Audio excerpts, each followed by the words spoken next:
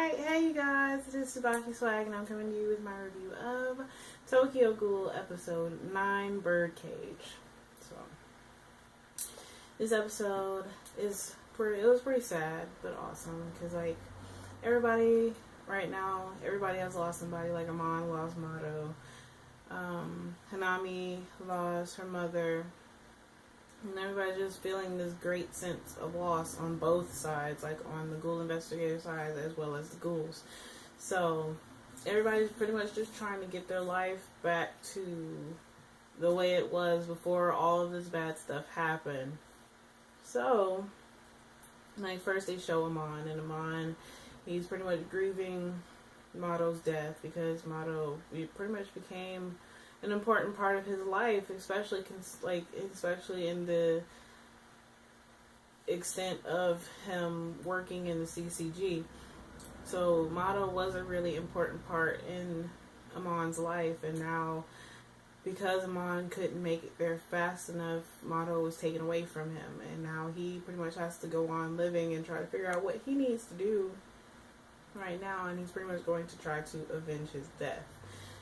But on the other hand, Toka, she is feeling all in her emotions because, well, Hinami found a bird, and in the manga the bird's name is Loser, but in the anime his Hectari, I believe that's how they pronounce it.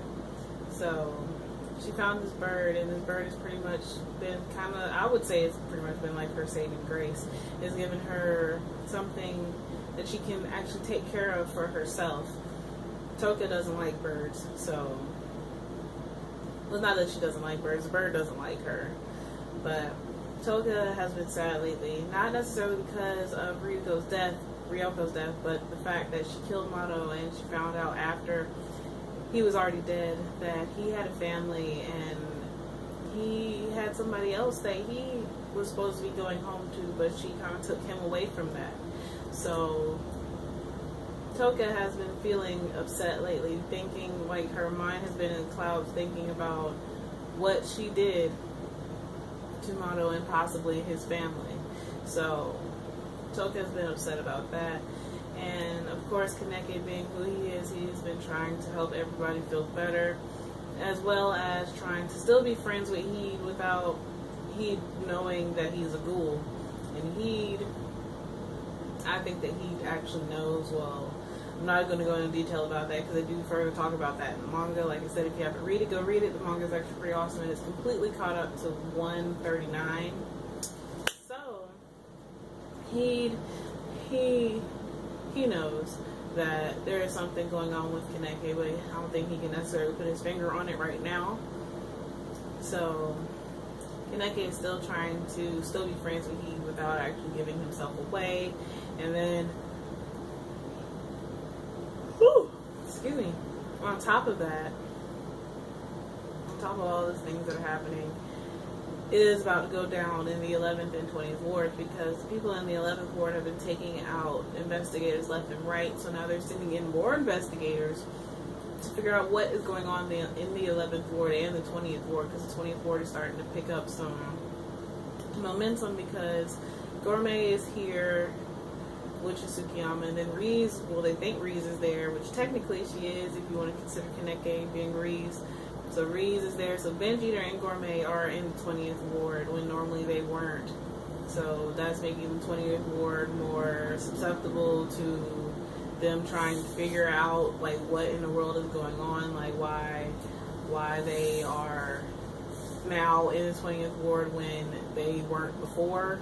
So, and then also we get a little flashback of Toka and her brother Ayato with their father, and their father pretty much told them, like, because they found a bird, so they were helping nurse it back to health, and their father pretty much told them that Toka is supposed to watch out and teach her brother all these things because she's the older sister, and Ayato, who is the younger brother, is supposed to protect Toka.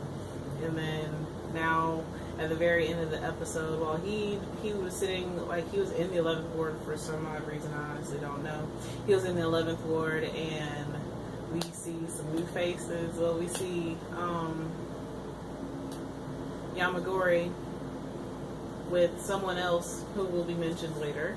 We see Yamagori, and Yamagori is talking about it's about to go down. Then we also see Banjo. Banjo is pretty freaking awesome. I wasn't expecting his hair to be brown, because in the manga it looks like it'd be black, but Banjo is still pretty freaking awesome. Most of y'all probably like Banjo. And then we see Ayato, and Ayato has pretty much taken a complete 180 turn from what Toka has. Toka still, she fights for justice. Ayato just does it because he thinks it's fun. So things are about to get real interesting. Ayato and Toka are about to have a real family reunion, if I do say so myself. So I would love to hear how you guys felt about this episode. This episode is getting pretty interesting. I feel like if I keep talking, I'm going to spoil something for somebody. So I'm just going to stop talking about it.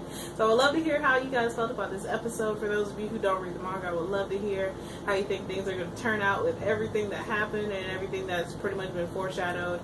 So, as always, please remember to comment, thumbs up, and subscribe. It helps me out a whole lot. And this is TsubakiSwagg saying adios.